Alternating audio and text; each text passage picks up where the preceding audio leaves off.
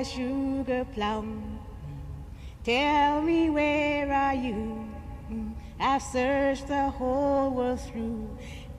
I can't find you.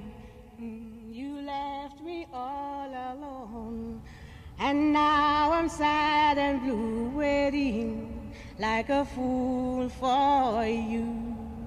Welcome to Jamaica Worldwide, and today we are talking about the life of Millie Small and how her fearless attitude and optimism enabled her to achieve a massive worldwide hit song. Millie Small is known for her hit single, My Boy Lollipop, and would be considered a one-hit wonder.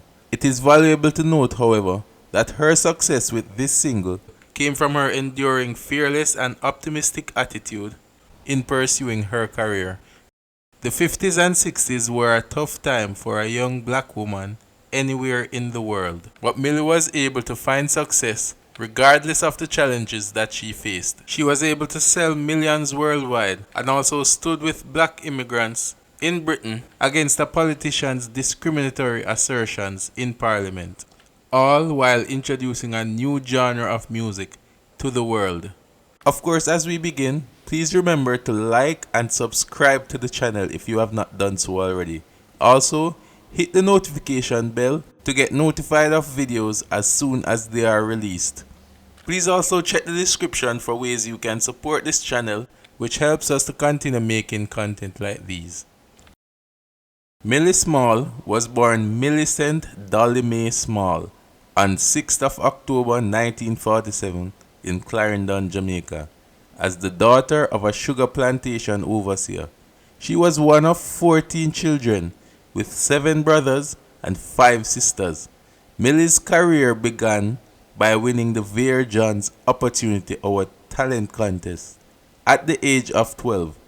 Before she was even an adult, she moved to Kingston, specifically to Love Lane, in order to pursue a career in music.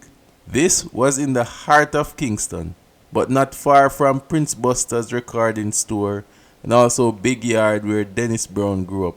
It was Coxsone Dodd of Studio One who would give her the nod when she got a chance to audition for him.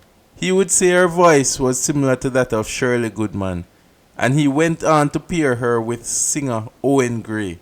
They recorded a few songs together, including Sugar Plum, which was the local hit at the time. She went on to team up with another male singer, Roy Panton, forming the duo Roy and Millie. She caught the ear of Island Records owner Chris Blackwell, who was convinced of her wider international potential, and became her manager. At the time, she was still young, and Blackwell would also become her legal guardian as he intended to take her abroad for opportunities that would get her to a wider audience. She went with Blackwell to Forest Hill in London, where she was given training to improve her vocals and also dancing. This trip would not be without its challenges. After all, this was in the 60s, early 60s. She was not a white woman and neither was she light-skinned, so racism was a serious issue. How I had my assistant at the time to go and try and find as quickly as possible somewhere for Millie to live. But as soon as Millie turned up, suddenly the apartment had, somebody had actually booked it already and they were terribly sorry. Why did this happen like that? Because of Millie's complexion. That was why it happened like that at that time. Millie on her own would end up having to find a place to stay and put other things together, which she accomplished in short time. She would go on to record her hit single My Boy Lollipop, and it would become Island Records' first hit single. My Boy Lollipop sold 7 million copies, still one of the best-selling ska or reggae songs of all time. Millie Small never found another song as big and would be branded a one-hit wonder. A black female teenager with a near falsetto voice, singing electric Caribbean street music rather than the gentle calypso of Harry Belafonte, was a new phenomenon during Britain's swinging 60s, dominated by the Beatles, Rolling Stones, Motown, and Bob Dylan. In 1964, Millie arrived in New York at John F. Kennedy International Airport From London, still a teenager, receiving a grand welcome, not far short of that given to the Beatles earlier that year.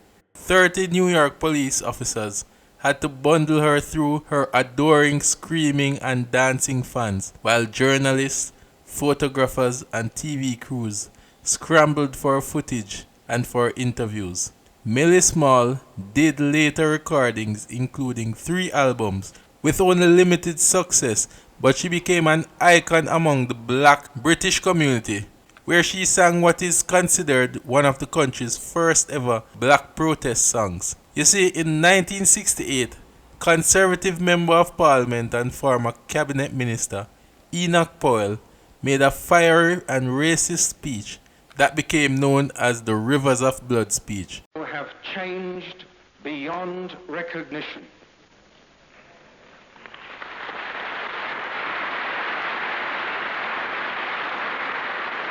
They are not remote corners of these islands. They are its very heart. And by their change, the character of England itself will be changed.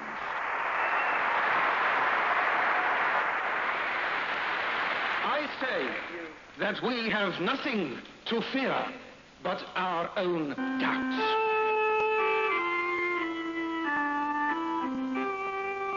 This speech was dividing Britain still in 1970, when the very small Millie got on stage during a packed Caribbean music festival at London's Empire Pool, now known as the Wembley Arena.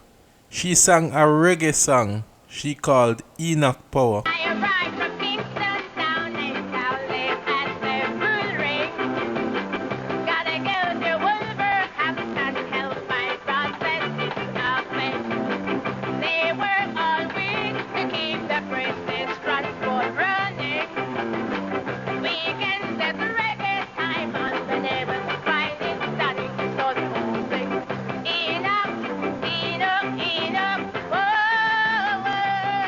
This referenced Jamaica's capital city of Kingston and Enoch Powell's former constituency, Wolverhampton. She spoke to the plight of the many Caribbean people who went to England to help keep the country running. She had recorded the song only as a B-side of a single, but it had an empowering effect on Caribbean immigrants who had sailed to the UK after World War II, after being invited by post-war governments to help rebuild the Commonwealth country's mother country, which is England, after 6 years of war.